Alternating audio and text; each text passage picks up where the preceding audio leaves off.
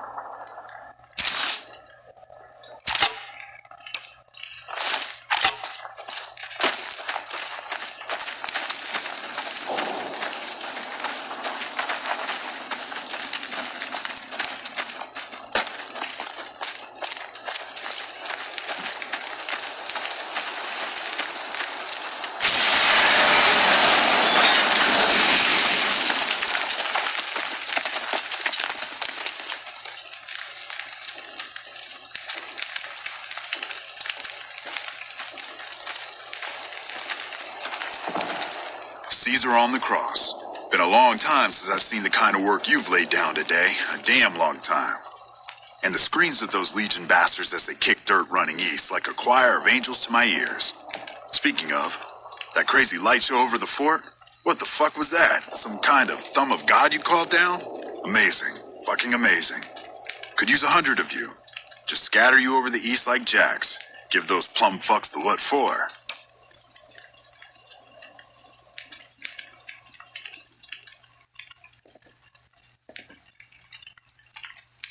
And, well, these boys with you? Hello there, Smiley.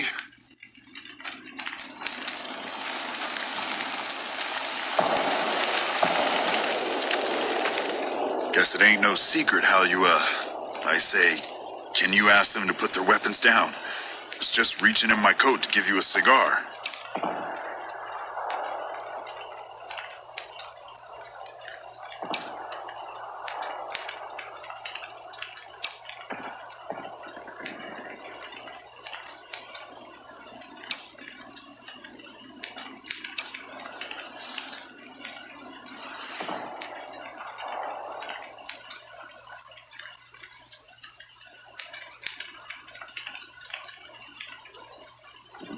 I would sooner spit on the grave of my dead mother than let some courier walk the wasteland fuck talk to me like that. Who the hell do you think you are? Looking to cash your chips to the sound of NCR bullets, huh? I can oblige.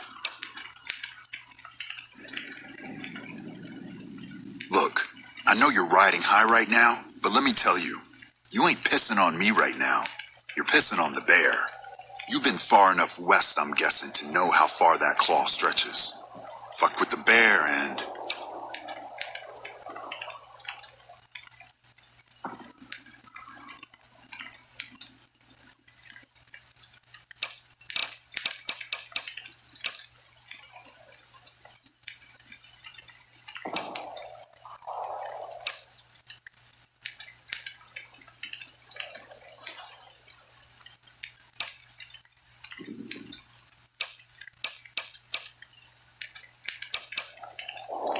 You want me to make tracks out of here? Head back west? Tail between our legs? No. I came for a fight today. And if you're looking to make me budge, you better have a damn good left hook or I'm not going anywhere.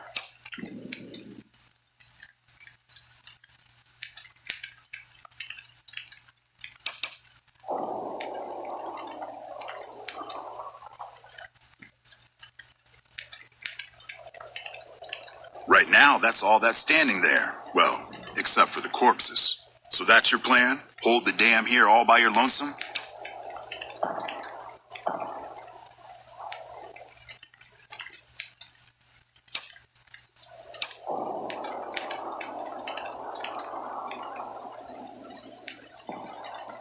They wouldn't.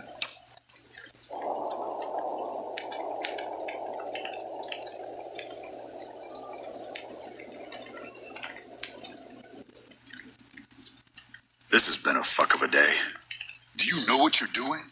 Making a nation like you think you're doing ain't like chowing down on a pile of fancy lad snack cakes. Think you got the guts to carve out a frontier?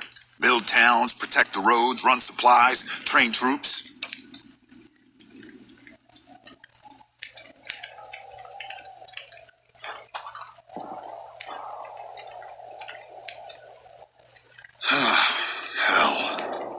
believe we got suckered by some road jockey. Should have watched the flank while Caesar's best was making all that noise. I know what those robots of yours can do on a bad day, and I'm not eager to toss lies at them just to make a point. But if you're taking this place, you better hope you can hold it. I'll give my superiors my opinion, but I don't think they're going to listen. So if NCR comes at you, and it will, pray you're ready. I promise you, our situation's reversed, I'd see you hang.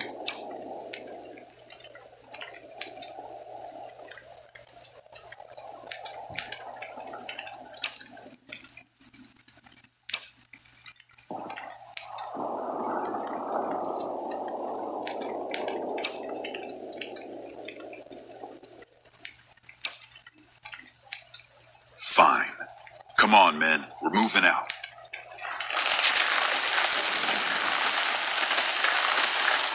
You did a super job wrapping things up, and I'm not just saying that because I have to. I didn't want to make a big deal about this until after we won, but, well, I found some code snippets in one of Mr. House's databanks that will let me, reprogram my personality to be a little more assertive, basically. So that's what I'm going to be doing, and it's going to take me a while, so it'll seem like I'm offline. But don't worry, everything will be okay. I've updated the Securitron's targeting parameters, so they know what to do. Vegas will be protected. So that's where I'll be, off making a few changes, and I guess I'll see you around. We accomplished a lot together. It was fun. Take care. And so the courier who had cheated death in the cemetery outside Goodsprings cheated death once again, and the Mojave Wasteland was forever changed. The courier, with the aid of Yes Man, drove both the Legion and the NCR from Hoover Dam, securing New Vegas's independence from both factions. With Mr. House out of the picture, the remaining Securitrons on the Strip were hard-pressed to keep order. Anarchy ruled the streets. When the fires died, New Vegas remained, assuming its position as an independent power in the Mojave. Supporting the ideals of independence, the courier was recognized as the man responsible for a truly free New Vegas. He ensured Mr. House's tyranny was broken, and neither Caesar's Legion nor NCR would ever gain control over New Vegas. Tabitha and Rhonda went east, through Caesar's land. Occasionally, tales of their exploits found their way back west, though few believed them. Eventually, the stories concerning the duo were collected and published, and proved to be quite popular with children. Still grappling with self-doubt over his usefulness in the face of old age, Raul was never able to find peace with himself. Eventually, he left the Mojave and assumed a new name, as he had done so many times before. Though the wasteland became anarchic after Hoover Dam, the Boomers' display of power dissuaded fortune seekers from attempting to penetrate Nellis. The Fiends attacked Camp McCarran during the Second Battle of Hoover Dam, and, despite suffering heavy losses, overran it. They continued to be a nuisance throughout Outer Vegas, but never established full control over the area. After the courier ensured New Vegas remained free, the followers found that independent Vegas was even more unstable and violent than before. Old Mormon Fort became excessively burdened by the influx of patients, struggling to provide even the most basic of services. Arcade was tending to the locals of Freeside when he learned that Caesar's Legion had been defeated, and NCR was being pushed out of New Vegas. Though he found that independence for New Vegas was not all he hoped it would be, Arcade did his best to help the locals govern themselves. With New Vegas's independence formally declared, Goodsprings thrived. More travelers stopped by Goodsprings on their way to and from the Strip, and the locals grew prosperous from the traffic. After generations of being beaten down, the great Khans were finally broken by the courier. Those few who avoided the courier's wrath moved north into the wilderness of Idaho, where they tried once more to rebuild. Thanks to the courier and Lily, a cure for the Nightkin's schizophrenia was found shortly after Dr. Henry's experiment concluded. Nightkin and other super mutants in the wasteland flocked to Jacobstown, and the town became known as a haven where a mutant could find peace. Lily continued to take her medicine at half doses, and although she remembered her grandchildren, her mind remained muddled and confused. Eventually, she parted ways with the courier and traveled west, seeking the remnants of her past. With the king dead and most of their gang slain by the courier, the remaining kings fled the area, never to be heard from again. With the transplant of Lupus' brain, Rex gained all of the donor's experiences traveling with the Legion. These melded well with his own memories of the Legion, and his new mind quickly adjusted to the myriad memories. Slain to the last man by the courier, the Misfits were at least spared the humiliation of dying during Caesar's attack on Camp Golf. Few mourned their absence. Though Novak was a low-priority target for the Legion, many of Novak's citizens died in its defense. In the weeks that followed, several bright followers returned to Novak to help restore its defenses, allowing it to remain independent of NCR.